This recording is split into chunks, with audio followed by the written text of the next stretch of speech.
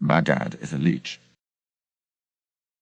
Okay, boys and girls, this will be a pretty short story, because I'm going to be expanding it when I get more details from the bank and court. You will notice why in a moment. I'm sorry for the formatting and grammatical errors. I'm on mobile and English is my second language. It all started in 2017 when my mum died from cancer and I had to move to my dad's place with his new partner and my 1-year-old stepsister. The same year my grandma died, so staying with grandpa and grandma was sadly out of the question. When my mum died, I was finishing primary school and started culinary high school. That's when I started getting a scholarship and a pension after my mom. My dad promised me that I will get my credit card so I can get cash if I need it, which later I found out was a big fat lie. The whole time my dad was pulling all of the scholarship and the pension off of my bank account. The same year of high school, but in 2018 we got into a huge argument, and I had enough of it. But then as a child, when my mom and dad were still together, he was a monster, always yelling at everyone and hitting me, coming home late, drunk, and probably high for all I know. The same was happening now, but it was way worse. Still hitting me, yelling at me, but what was new was that it happened way more often, and he was also threatening to kill me. And trust me, he's insane enough to do that and not regret it. Anyways, after one faithful fight, the next day I went to the school consultant and told her what happened. She advised me to go to a crisis center, and so I did. Thankfully, I still had my girlfriend to comfort me when I needed it the most at the moment. She was a true guardian angel. No, she's not dead, we just broke up. When the school year ended and summer vacation began, it cooled down enough between me and my dad so that we went to a trailer camp near the sea. But when school began again, so did the constant abuse, and I also went to a youth home where I am still staying. During my stay at the youth home, my dad continued to take all of my cash off of my bank account except the $3,000 which was frozen. Whenever I brought up the fact that I don't want him taking my cash anymore, which I did many, many times, he always got pissed off and told me that I owe him when I didn't, since by law he has to take care of me without me owing anything to him, which he only did for less than a year before I went to the crisis center and then the youth home. To point, 5 years ago I calculated from my banknotes how much he took, basically stole from me. It was over 28 freaking K. My stepmom always told me not to worry and wait, but karma will get him. Well, his time ran out because I'm going to take matters into my hand. Let's skip to today. Thanks to COVID, I don't have to go to school or have online classes, since my class already finished with theoretical stuff, but we still need practice. So when schools open again, we're going back to practice.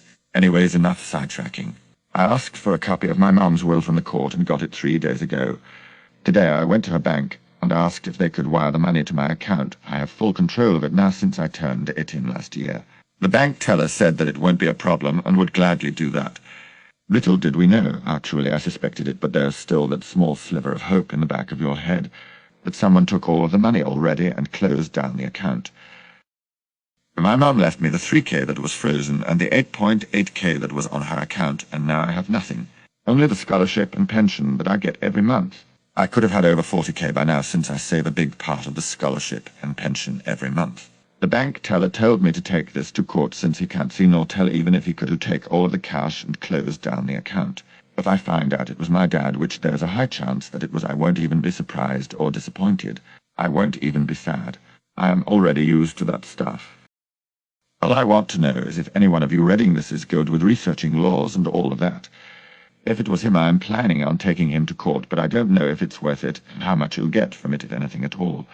I'm from Slovenia and would appreciate all of your help. I'll keep you updated if I find anything new. Thanks in advance. Edit formatting. Edit grammar. I'd like to thank this community for all of the support in such a short time. It means a lot to me. I hope everyone is doing well and has a great day. You are heroes, every one of you. Late. I've gotten all the necessary paperwork from the court about my mother's will. I've also called the social worker that was overlooking me when all this took place. All has notified the caretaker that's overlooking me in the youth home. I found out that the caretaker was classmates with my mom's lawyer, who's a family friend as well. We made a plan to have a meeting, the caretaker, lawyer, social worker, my grandpa and me, so we can discuss the problem. After the meeting, we're going to contact the court so we can get information from my mother's bank on who withdrew the money, so we can have more proof against my dad. The only thing that I'm missing is all of the bank statements from my bank and the last statement from my mom's bank. The wheels are in motion and there's no stopping them. I hope everyone is doing well and taking care. I love all of you and thank you for showing me so much support.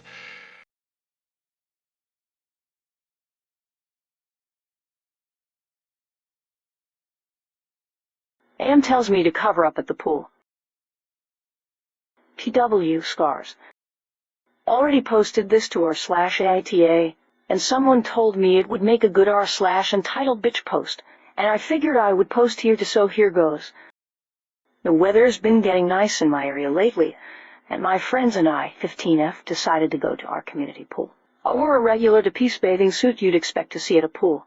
The thing is, I have a bunch of self-harm scars and marks on my thighs, upper stomach, shoulders, and upper arms, and they were all exposed in the bathing suit. I wasn't overly worried about them, though, and was just hanging out and doing my thing with my friends, not bothering anyone else. I was sitting in a chair and talking to a friend when this lady approached us and asked me to cover up my legs and arms, because she didn't want to see all those marks and didn't want them to have an effect on her kids. They looked to be preteen girls. I just told her that I wanted to enjoy the sun the same as everyone else, and she left in a huff, but not before turning to my friend and telling her I was a witch. I know it wasn't a big deal and that my friend didn't care, but it was still embarrassing as some people around us turned to look at me strangely and I didn't welcome the unwanted attention. I wasn't even talking to those kids, and again, I was just doing my thing by the pool like everyone else. This was the first time I've ever openly shown those scars, so I was already nervous as hell and originally was pretty torn up about this and felt bad for possibly having an impact on this lady's kids. But I know now that she was the one being crappy. But I'm never wearing a swimsuit again in my life. Edit. Holy cripes, thank you for all the kind words. Regardless of my original post, it's beautiful just to see so many people who've dealt with all sorts of battles and have overcome them. You're all beautiful and amazing people, and I hope you're all doing great.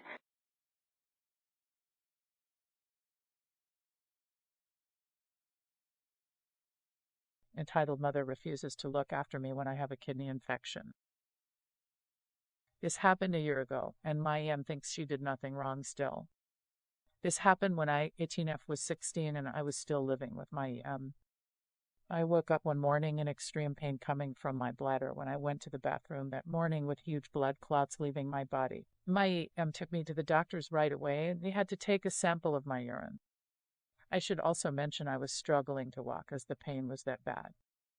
Anyway, after looking at the sample and doing some tests, I was diagnosed with a kidney infection, but luckily I didn't need to go to any. I was taken home and had to miss college. My BF still together, and I were only dating for a week at that point, but I called him and told him what had happened so he couldn't see me that day. He said he would come over as soon as he finishes all his classes for the day to come look after me. Well, throughout the whole day, my mother refused to feed me, give me pain meds, or even see me, despite the fact I had started to develop a fever and started to become very sick. By the time my BF came around, he checked my temperature and said I was too hot to touch, and opened all the windows in my room and found a fan to try and cool me down. After this whole thing, I was finally able to sleep, and he kept an eye on me as he let me sleep on his chest. When I woke up, he had some pain meds for me to take and told me my EM wouldn't tell him where they were. So he had to ask my younger brother, who had no idea I was sick. He thought I was still at college, bless him. So they raided the kitchen until they found some. Seconds later, my EM offered my BF food and my stomach growled, but she chose to ignore that. My BF heard this and said he wanted a cheese toastie but would like it cut in half. She did just that, and he gave me the other half whilst she just glared at him. My BF stayed till 10 p.m. to make sure I was all right and had his parents pick him up. After he left, she banned him from coming over, and I asked why. I was given no reason.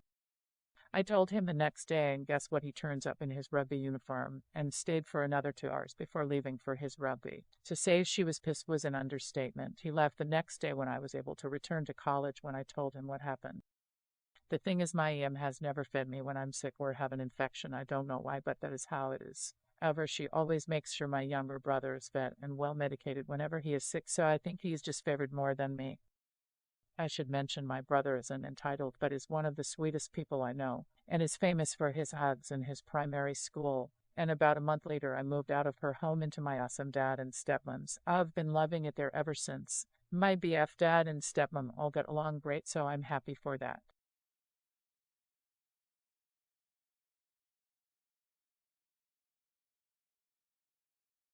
Check out my other incredible videos.